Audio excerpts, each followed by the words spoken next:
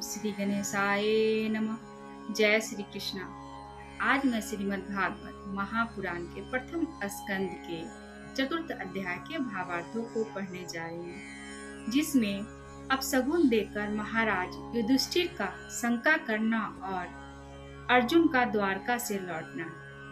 सूत जी कहते हैं, 100 जनों से मिलने और पुण्य श्लोक भगवान श्री कृष्ण अब क्या करना चाहते हैं, यह जानने के लिए अर्जुन द्वारका गए हुए थे। कई महीने बीत जाने पर भी अर्जुन वहां से लौट कर नहीं आए।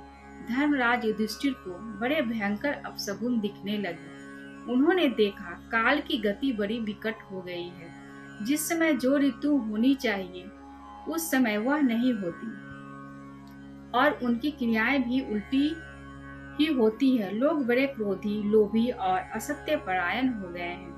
अपने जीवन निर्वाह के लिए लोग पाप पूर्ण व्यवहार करने लगे हैं। सारा व्यवहार कपट से भरा हुआ होता है। यहाँ तक कि मित्रता में भी छल मिला रहता है। पिता माता, सगे संबंधी, भाई और पति पत्नी भी झगड़ा झंझट करने लगते हैं। कली काल के आ जाने से लोगों का स्वभाव ही बदल गया है। लोभ, दंभ आदि अधर्म से अभिभूत हो गया है और प्रकृति में भी अत्यंत अरिष्ट सूचक अपशगुन होने लगे हैं। यह सब देखकर युधिष्ठिर ने अपने छोटे भाई भीमसेन से कहा। युधिष्ठिर ने कहा, भीमसेन, अर्जुन को हमने द्वारका इसलिए भेजा था कि वह वहां जाकर पुण्य श्लोक भगवान श्री कृष्ण क्या कर रहे हैं इसका पता लगा आए और संबंधियों से मिल भी आए। तब से 7 महीने बीत गए, किंतु हमारे छोटे भाई अब तक नहीं लौट रहे हैं। मैं ठीक यह नहीं समझ पाता हूँ कि उनके न आने का क्या कारण है।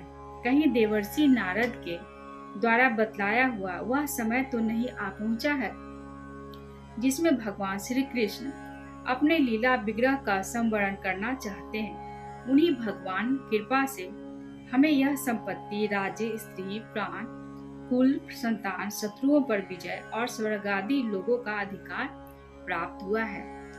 भीमसेन, तुम तो मनुष्यों में व्याघ्र के समान बलवान हो।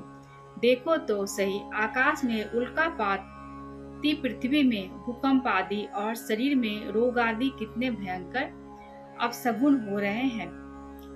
इनसे इस बात की सूचना मिलती है कि शीघ्र ही हमारी बुद्धि को मुंह में डालने वाला कोई उत्पात होने वाला है।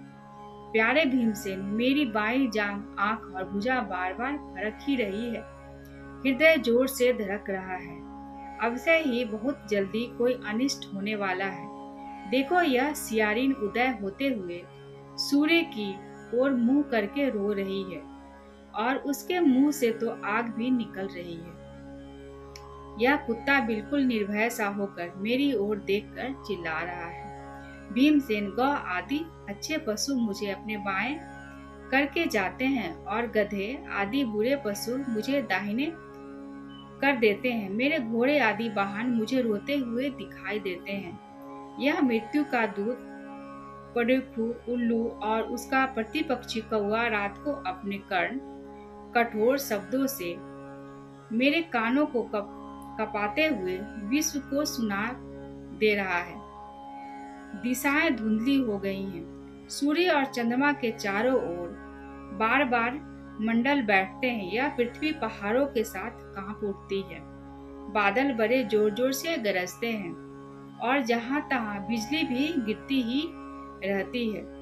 शरीर को छेदने वाली यह धूली वर्षा से अंधकार फैलाने वाली आंधी चलने लगी है। बादल बड़ा डरावना दृश्य उपस्थित करके सब ओर खून बरसाते हैं। देखो, सूर्य की प्रभा मंद पड़ गई है। आकाश में ग्रह परस्पर टकराया करते हैं। भूतों की घनी भीड़ में पृथ्वी और अंतरिक्ष में आग सी लगी हुई है। नदी, नद, तालाब और लोगों के मन क्षुब्ध हो रहे हैं। घी से आग नहीं जलती। यह भयंकर काल न जाने क्या करेगा। बछड़े दूध नहीं पीते, गौएं दूहने नहीं देती। गौशाले में गौएं आंसू बहा बहा कर रो रही है। बैल भी उदास हो रहे हैं। देवताओं की मूर्तियां रो सी रही है। उनमें से पसीना चूने लगता है और वे हिलती डोलती भी हैं। भाई, ये देश गांव शहर बगीचे खाने और आश्रम श्रीहीन और आनंद रहित हो गए हैं। पता नहीं ये हमारे किस दुख की सूचना दे रहे हैं। इन बड़े बड़े उत्पातों को देखकर मैं तो ऐसा समझता हूँ कि निश्चय ही यह भाग्यहीन भूमि भगवान के उन चरण कमलों से जिनका सौंदर्य तथा जिनके ध्वजा वज्र अकुशादी विलक्षण चिन्ह और किसी में भी कहीं नहीं है। सौनक जी, राजा युधिष्ठिर इन भयंकर उत्पातों को देखकर मन ही मन चिंतित हो रहे थे कि द्वारका से लौटकर अर्जुन आए। युधिष्ठिर ने देखा अर्जुन इतने आतुर हो रहे हैं जितने पहले कभी नहीं देखे गए। मुंह लटका हुआ कमल सरीखे नेत्रों से आंसू बह रहे हैं और शरीर में बिल्कुल कांति नहीं है। उनको इस रूप में अपने चरणों में पड़ा देखकर युधिष्ठिर घबरा गए। देवर्षि नारद की बातें याद करके उन्होंने श्रीहर्दों के सामने ही अर्जुन से पूछा। युधिष्ठिर ने कहा, भाई, द्वारकापुरी में हमारे स्वजन संबंधी मधु, भोज, दशाह, आह, सातवत, अंधक और वृष्णवंशी यादव कुशल से तो है ना? हमारे माननीय नाना सुरसेन जी प्रसन्न है। अपने छोटे भाई सहित मामा वासुदेव जी तो कुशल पूर्वक हैं। उनकी पत्नियां हमारी मामी देवकी आदि सातों बहनें अपने पुत्रों और बहुओं के साथ आनंद से तो हैं। जिनका पुत्र कंस बड़ा ही दुष्ट था, वे राजा उग्रसेन अपने छोटे भाई देवक के साथ जीवित तो है ना? हार्दिक उनके पुत्र कृतवर्मा, अक्रूर, जयंत, गद, सारंग तथा शत्रुजीत आदि यादव वीर सकुशल है न? यादवों के प्रभु बलराम जी तो आनंद से हैं। वृष्ण वंश के सर्वश्रेष्ठ महारथी प्रद्युम्न सुख से तो हैं। युद्ध में बड़ी फुर्ती दिखलाने वाले भगवान अनिरुद्ध आनंद से है न? सुरसेन, चारुदेशन, जामवत, तीन दंड, साम और उनके पुत्र सहित ऋषभ आदि भगवान श्री कृष्ण के अन्य सब पुत्र भी प्रसन्न है ना?